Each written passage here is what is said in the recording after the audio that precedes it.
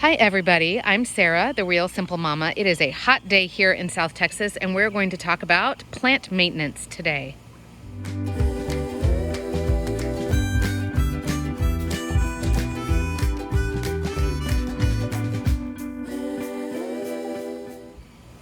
So by plant maintenance, I mean different things that you need to be aware of, whether it's watering, it's fertilizing, it's pruning, all of that type of stuff. And this is applicable particularly if you are new to plants and gardening. But if you are a veteran and an expert, then maybe there's some things in here that you can add in the comments to help us, or maybe something that I will be teaching you from all of the reading and research and plant classes that I've gone to over the last few years. And this is also going to be helpful whether you do things like fruits and vegetables and herbs, or you just have flowers, you have things in pots, or you have things in the ground. So of course you can check out all of my other plant videos and know that I am not a horticulturist or anything like that, but plants are one of my passions, they're one of my hobbies, and even though we've only been here for a couple of months, we've really tried to start making this an oasis. So I'm not perfect by any means, but I am learning a lot and I wanted to pass that on to you. So let's talk first about watering. And before I go into a lot of this stuff, I will just say that gardening has been really interesting because in some ways you have to have an intuition, you have to be actively out doing stuff, you have to kind of pay attention and have sort of a schedule or a routine, whether that's alarms for when you need to fertilize once every couple months, or just little morning reminders to, hey, go turn on the sprinklers or go turn on your automatic waterer. But at the same time, one thing that I've really become aware of over the last month, whether it's my indoor plants or whether it's being here outside, is your plants don't want to die. They want to live. If you start to learn the different ways that your plants tell you, hey, I need help, I'm not happy, then you can kind of almost read their little minds and figure out, well, you're not happy, but why? And the way that they tell you that they're unhappy can help you figure out what the problem is. So if we're talking about watering, and this is something that I have learned the hard way to an extent, I have to set an alarm for every other day for my plants so that I am sure if we haven't gotten rain that I don't forget to get out there and water amidst, taking care of chickens and working out and having 2 young kids and doing summer homeschool and all that stuff. So I don't want to forget to water for sure. But there are some plants that will actually get unhappy because they are being overwatered. And that's one thing that I've had to learn. Now I'll give you a couple of tips real quick. First of all, if a plant is in a pot, it's going to need more water usually than a plant that is in the ground. So potted plants are going to need a little bit more babying, right? And then when you are looking at a plant that doesn't look happy, you can usually tell why it doesn't look happy. And there is an app that I'll recommend. I haven't started using it extensively. There is a free trial, but it is a paid app and it's called Picture This. And not only does it identify plants like iNaturalist does, I love the iNaturalist app, but Picture This, you could take a whole bunch of different pictures of a plant at different angles and basically say, help, what's wrong with my plant? And people can use those photos and they can tell you what's going on.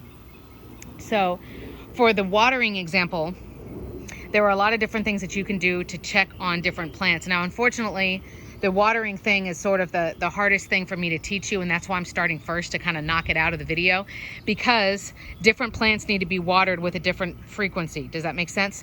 For example, my desert rose, and Addie, I'm thinking of you, my friend. My desert rose, it's a desert plant, so it doesn't need any supplemental water at all. I totally leave her alone. I've fertilized her and I give her like a cactus fertilizer about once every couple of weeks, but other than that, I never water that plant. If it rains, cool. If it doesn't rain, fine, whatever, and it's fine. You can see she's gone dormant right now, but she was full of about, I think we counted 32 blooms on this desert rose the other day. If I started to water her more, I would see her unhappy, and I'll show that in just a minute. So if it's a potted plant or even if it's a plant in the ground, you can't necessarily just look at the top because the top is going to dry out really quickly, right? But that doesn't mean that the whole pot is dry. And what you need to do is just use your finger, and you're going to stick your finger in to at least the first knuckle. Depending on the plant, if it's a plant that likes to be drier, you may need to use 2 knuckles. And that way you see if all the way down to both of those knuckles the plant is actually still dry, or if it's just that the top got evaporated.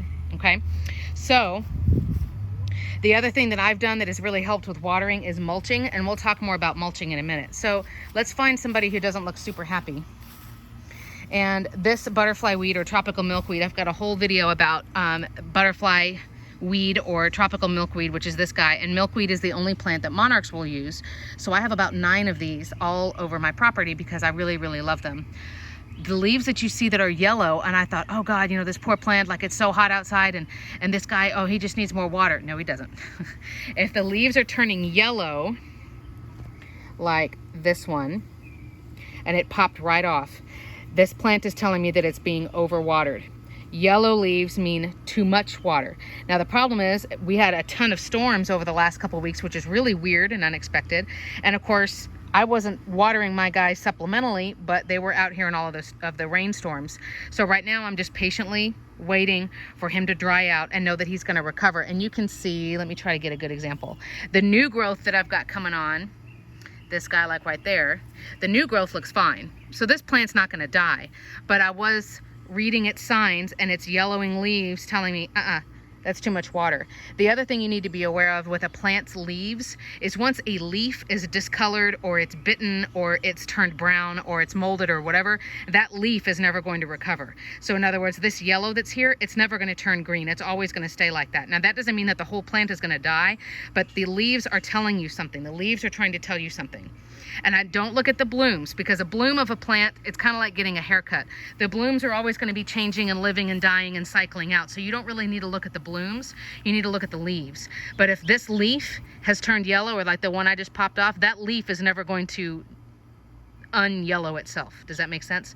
So I might as well just pop that guy off. So yellowing leaves are a sign of it's being overwatered.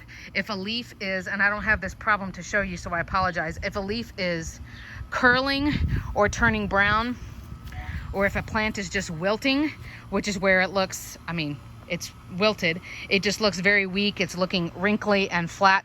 This bougainvillea is starting to get that way. But I mean, look at this guy, he's just totally exploded.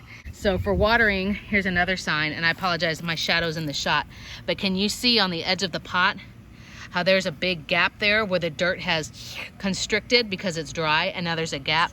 That's a sign that it's not just the top of the pot that's dry, but there's quite a bit. Now, when you're watering a plant, how much do you water? It's pretty easy to tell when you've got a pot, because I hope all of your pots are draining. They should all have holes in the bottom. Usually the rule that I have learned and that I teach my kids is you have the hose on a gentle setting and you count to 5. So 1, 2, 3, 4, 5 while you're moving, and that's it. Go to the next one. 1, 2, 3, 4, 5, and that's it. Okay. A couple of other tips quickly on watering. A plant will be, you know that all of the dirt has gotten wet because the extra water is draining out, but you do need to make sure that you do have pots that are draining. Otherwise, the extra water just sits in the bottom and the roots will rot. If you have a little pan or a little tray underneath the pot and that gets full of water, you do need to dump that pan or tray out, because otherwise the water can be sucked back up through the bottom of the pot, and you don't want that. And then the last tip I was going to get on watering, especially in hotter areas, is it's best to water your plants in the morning. You don't have to do it in the dark, but for our lawn, which I'm not really going to talk about lawns today, but for our lawn, as well as me going out and manually watering with a hose, or if you've got a hose on a timer or any of that stuff, it's best to water in the morning.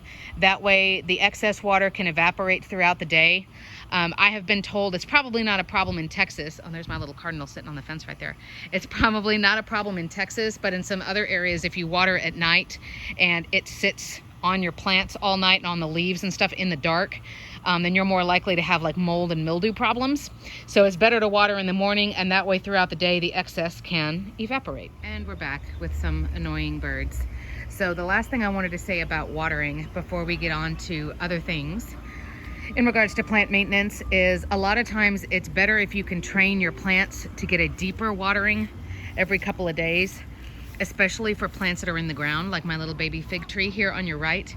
If I just water him a little bit every single day, then my guy is not really going to be motivated to get his roots down deep. But if I do a deep watering, and we're talking like soaker hose for 30 to 45 minutes, so that the water goes really, really deep, you're going to encourage those plants in the ground to get their roots down deep, and that's going to help in extreme temperatures in extreme heat and extreme cold because their roots are not close to the surface, if that makes sense. Now, of course, a lot of this, if you are really wanting to have a really high quality garden, you're honestly going to have to start learning the different little quirks and things about each plant, because some of them are different. Like we were talking about, my tropical milkweed actually likes to be really dry, which is great because it's a drought tolerant plant here in South Texas. But if we're going to be getting rain every day for a week, for example, I may need to move my guy. Next, real quick, we're going to talk about weeds. Weeding is really, really, really important. And I like weeds in a way because there are a couple of little things that I get from my classes with David Rodriguez, who is a horticulturalist here in San Antonio. And weeds, in a way, it's just a plant growing in the wrong place, right? A weed in one place wouldn't be a weed somewhere else. It just kind of depends on the look that you're going for with your yard or your garden. And in my personal opinion, weeds are a good sign because they mean that the conditions right there where your plants are really good. You've got good quality soil, they're getting enough light, they're getting enough water. So that's not a bad thing. Weeds are kind of like a backwards compliment because it means, oh, okay, yeah, stuff wants to grow right here. But to quote David again, weeds are thieves. And you don't want weeds anywhere around your good quality plants because nutrients in the soil and the water and the sunlight and the space for roots, it's all going to be in competition if you've got a weed in there. So we like to come out and weed, and we're talking weeds that will show up in pots, and they will show up in, obviously, in your landscaping and your flower beds and things that are growing out of the ground. But you do want to weed on a regular basis. I personally like to just pull them out by the root instead of using poison. But another thing that you can do is to mulch, and mulching is awesome. I've talked about mulch in a couple of my other videos. Mulch is the black barky looking stuff that you can see here, and it's actually in most of my pots too, except for this little teeny tiny ones. So mulch is old tree branches and logs and bigger pieces of things that have been pruned off, and it's been mulched down. It's been chewed up into little tiny pieces. And the purpose of mulch, it serves a couple of different purposes. The main purpose is for watering. The mulch will make sure that the ground and the water doesn't evaporate too fast. So especially here in the summer, it's really helpful because it will hold in moisture in the ground a lot longer than if my plants were just cooking in the dirt. So the mulch holds the watering down in. And like I said, you can do it in your pots as well. The other benefit for mulch is that it keeps the temperature of the ground and thus your plant's roots more consistent. There can be days here in the summer, and I've read a lot of the Texas A&M studies that have been done here in the San Antonio area, and it could be 110 outside at the surface, right? And then they stick their little soil thermometer a couple inches into the ground underneath where a tree or something has been mulched, and the ground under the mulch is 80 degrees. So that helps, like we were talking about, with evaporation, but that also helps on the flip side when we're talking about, not water evaporating so fast because it's so hot. Hey, Flopsy. But also to help keep your plants from freezing in the winter. Now, a lot of plants, and we're going to talk about pruning here next, a lot of plants will look like they're dead in the winter. The winter is the season of waiting, and I've said that about chickens, and it's true about plants too, because all plants basically say, hey man, I'm going to go into bare minimum mode. I'm not going to produce blooms, I'm not going to produce food, I'm not going to do any work above the surface. I'm going to keep myself alive, I'm going to conserve energy, and I'm just going to go into power save mode. That doesn't mean that no work is going on below the surface. And so all of these plants in the ground here are all considered perennials. And if you've watched my other videos, you know that perennial just means multi-year. And it's a plant that theoretically will come back year after year, usually for at least 3 years. And then depending on the plant, it could be upwards of 10. Ooh, there's a bug. But what will happen is these plants, for the most part, this is Esperanza here. And that's a yellow Esperanza right there. They're really good, heat hardy plants, drought hardy plants, but they will look terrible. They will die back probably close to the ground in the winter. And I will prune them because, like we talked about, once something on a plant is dead, whether it's a leaf or it's a branch or whatever, once it's dead, it's dead. Those same cells are not going to get life again. And so I will prune them way down. Honestly, with Esperanza, I've already been reading about it, and I'll prune them down almost to the ground, because they will look terrible. They will just look like sticks, and you'll think, oh, I did all that work and spent all that money and these plants are dead. No, they're not. They're just not showing you anything up above the surface, because what's the point? It's wasted energy. But the rule for mulch is you add 2 inches, so there's about 1 inch, 2 inches, 2 times a year, and you keep it 2 inches away from the stem of the plant. You don't want your plants to be like turtlenecks and have mulch and stuff all the way up to the stem, because it can make your stems rot. And on a lot of stuff, like, where's my little tomato? Like on tomato plants, that's really, really dangerous. You don't want that. So 2, 2, 2. Now let's talk about compost really super fast. The long and the short of compost is I have not composted consistently in a couple of years. I have had a compost barrel, which I love, but it got broken in our move and we have not bought a new one. So whether or not you have chickens, composting is awesome. There are all kinds of lists you can find, like on Pinterest, of material that can go in there. Compost is basically, you know, everything wants to go back to the earth. Everything that's organic wants to decompose, it wants to go back to the earth. And basically, there's a lot of free nutrients that you can give your plants that are, again, good for herbs and fruit and vegetables and shrubs and flowers and stuff in pots and stuff in the ground, and etc., etc. My mulch has the compost mix in. You can also go to your local nursery and you can just ask about compost. If you're like, oh man, I've already got stuff planted in the ground, or I've already got it in pots, I can't add compost now. Yeah, you can. You can add it on, if I was going to add it here on this bougainvillea, I would put it on the top and then I would just mix it into the top couple inches of soil. And essentially every time you water, the compost will break down a little bit, and that's nutrients going back to your plants. Compost is something that you would want to do seasonally. You can add, if you have chickens, hey, you can add chicken poop to compost, but you have to let chicken poop cure for at least 6 months, because without going too much into poop, chicken droppings are their solid waste and their liquid waste, because chickens don't pee. So the ammonia from what would be our urine is also in their droppings, and you don't want to put that on your plants because it'll fry them. You know, it's very acidic. So you need to let their stuff sit separately for 6 months before you could put it on your plants. But there's all different methods of composting. You can make it, you can make a compost bin out of pallets. You can make a barrel or something that, you know, that you rotate and it stirs it up. You know, you could just have a pile in the corner of your yard. You can buy worms, but compost needs a variety of different materials. So look up that formula, and it needs to be stirred up regularly.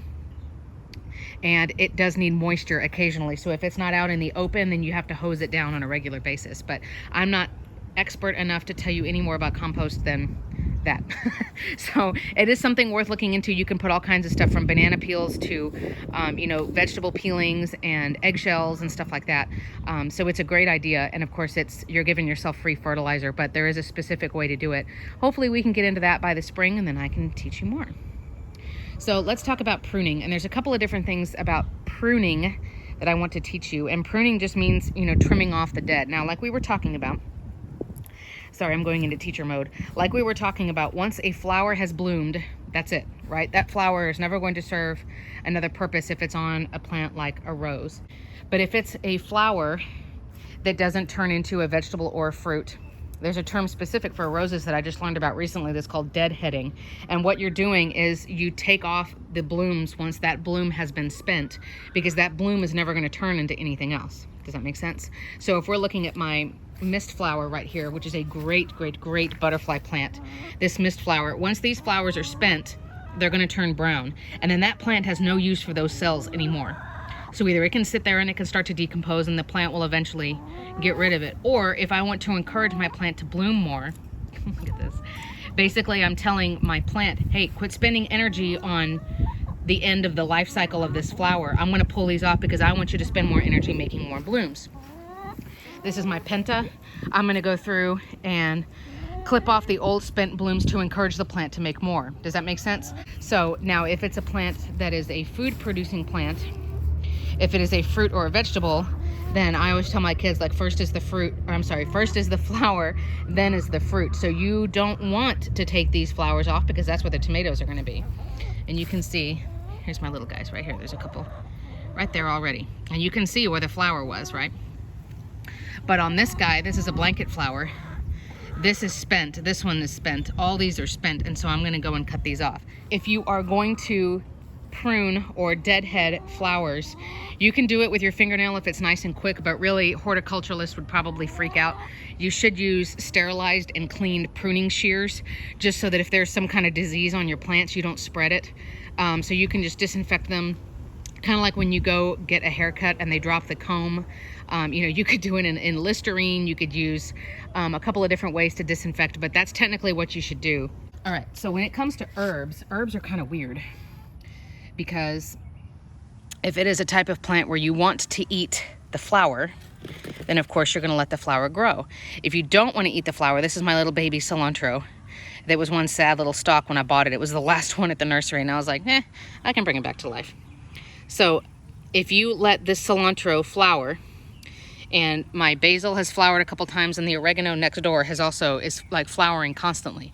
Remember, I mean, that's another thing. It's kind of like having weeds. It's a good sign. Your plant is happy. Look at this guy. Okay, deep green. He's not wilted. Like he looks good. He's happy. And he's flowering because that's normal. A lot of herbs, and you need to look it up, but a lot of herbs, if you don't want to eat the flower, you don't want them to flower, because then the plant will change. The taste of everything will become bitter. The stalks, the stems, see how easily bendy it is, and it's nice and supple and soft. If I let those flowers finish developing, then it's kind of putting this plant at the end of its life cycle, and the stalk will get really woody. If you could see the bottom of my basil, see how it's gotten all brown and it's hard now, and then it's nice and supple up here on the top on the new growth. You don't want to let them flower, because basically you're telling the plant, quit making tasty leaves that I can use for my cooking. I want you to end your life cycle. So you're going to flower and then you're going to die. That is certainly not true for every herb, but it's true for most of the ones that I have. So now it's a good sign. It's kind of like having weeds. Every day I've got to pull off little blooms off the top of my cilantro, off of my basil, off of my oregano. It's not a bad thing, but I've got to make sure that I'm on it. Okay, so it's a compliment. They're happy, they're flowering, but knock it off. Pruning plants down to the ground. If it's a perennial, then in theory, if you take care of it, it's supposed to come back next spring, right? Here are some lilies, two different kinds of lilies, Asiatic lilies, and these are daylilies here. This monstrosity, this is a bromeliad that's on his way out. This is an Esperanza that's going nuts, and these are two double bloom hibiscus that these were planted before we moved in, and they were kind of just left to fend for themselves, and now we're trying to give them some love and prune them up. So there's two different kinds of pruning when we're talking about pruning perennials. The first is, hey, it's winter, everything's frozen down to the ground. I need to cut the dead off before the spring. And you're going to cut at least a third of the plant down. You do need to look per plant, but this is another Esperanza, like those two, the orange blooming and the yellow blooming that were up there. That guy's going to be pruned way down. You can see he looks really leggy and goofy right now with stalks going everywhere, and that's because the other type of pruning, if you're trying to encourage growth, like I want you to grow more upwards, I want you to be more of a tree, or I want you to be bushier, or you're trying to sort of train the plant to understand what shape you want it to be. If you're doing that kind of pruning that's in the spring and the summer, in the active growing seasons, you don't want to prune more than a third of the plant at a time, because you'll put it into shock. That makes sense, right? So we have pruned this guy. We've been living here since February. It's now the end of June. I have pruned him twice, but just a little bit at a time. And as you can see, he's not in shock. There's a ton of new growth.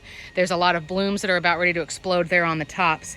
But if I came in and said, I want him to be exactly the shape I want him to be right now, and I apologize for the noise, I want him to be exactly the shape that I want him to be right now, and I went and completely snipped him up Edward Scissorhands style, I'd put the plant into shock and he'd probably die. Especially because I'm in South Texas and we are going to be up to over 100 degrees next week. So when it is super hot, when the plants are actively growing, they're putting out blooms, that kind of thing, that's not the time for you to come whack them way down, or for you to say, just kidding, I want you to be a tree, be a tree. That's not the time for that. So it may take, honestly, even more than a year for you to get an overgrown plant or a goofy looking plant or something you inherited to get the shape that you want, but that's what you need to do so that the plant will thrive. So as far as pruning in the winter, like I said, in the season of waiting when everything is dormant, look up how much you can prune for different things. I know for a lot of my perennials here that are drought hardy perennials, I can prune them just honestly so that the stems are just a couple of inches from the ground. So I literally will whack this guy almost down to the ground, and it's really, really sad, but that will encourage each year he will grow back more full and faster than the year before. And we're back. So the last couple of things that I wanted to talk about plant maintenance are sort of random, but they are just little things that I kind of thought, you know, I want to talk to people about this. I want to teach them this, and I don't really think it's going to end up on another video. So here we go. So firstly, you need to have some sort of organizational system just for remembering what variant of plant you got, when you got it, where you got it from, and then anything that you need to know or remember, whether that's remembering to water your lawn once a week, remembering to shut off the sprinklers when it gets to the winter and your lawn is going dormant. And again, I apologize, I'm not really talking about lawns here, but just for examples, I have a note in the Notes app of iOS where I just have all of the different notes of, for the butterfly garden, I bought this plant at this place on this date, we put it in the ground on this date, we fertilized on this date, etc., etc. If you don't want to do that, you certainly don't have to, but for me, I am trying to not just do the bare minimum with my plants. I'm trying to fertilize them and mulch them appropriately, and you know, whether it's the plants that you put in the ground, or even if it's just little plants in pots, I like to have a system where I remember. And so I have the notes set up, and then I give myself little reminders of, remind me in 3 months to come back out and re-fertilize. The reason that you might want to use different fertilizers for different things is because there are different kinds of fertilizers, and I won't talk much about it because I'm still very much learning. But all fertilizers are made up of the same 3 elements: nitrogen, phosphorus, and potassium. NPK is the acronym for those 3. But different fertilizers will either be a quick release, which means, you know, after you put it in the ground and you water, it will be released very quickly over a shorter period of time. Slow release fertilizers is the other kind, and of course that means that one will last probably, usually about 3 months, because the concept is that it's releasing just a little bit at a time. But the ratio of nitrogen to phosphorus to potassium will be different for your lawn than it would be for you know, vegetable plants or your, you know, your little annual flowers to get them to bloom. So you need to look at, you know, if you see somebody talking about a fertilizer that's 1959, those 3 numbers are relative to those 3 elements that are in there, if that makes sense. And that's all I'm going to talk about fertilizer, because it very much is different for depending on what you are wanting to fertilize. Right, girls? Chick, chick, chick. And certainly a lot of this information that I'm telling you, I'm trying to put it into practice, but you know, we've only been living here a couple of months. And honestly, most of these pots have been planted after we moved here. There are not a lot of these plants that I brought with me from our previous house. So, you know, a lot of plants don't look the way I want them to look, but we're working on it. So I hope this has been helpful. It has certainly been very extensive. I appreciate you being here. Check out all of my other plant videos. We hope to be doing one in the fall, because that's a great season for planting here in South Texas. I'm in zone 8, by the way. But put any questions, helpful comments and stuff down below, and thanks so much. We'll be back soon.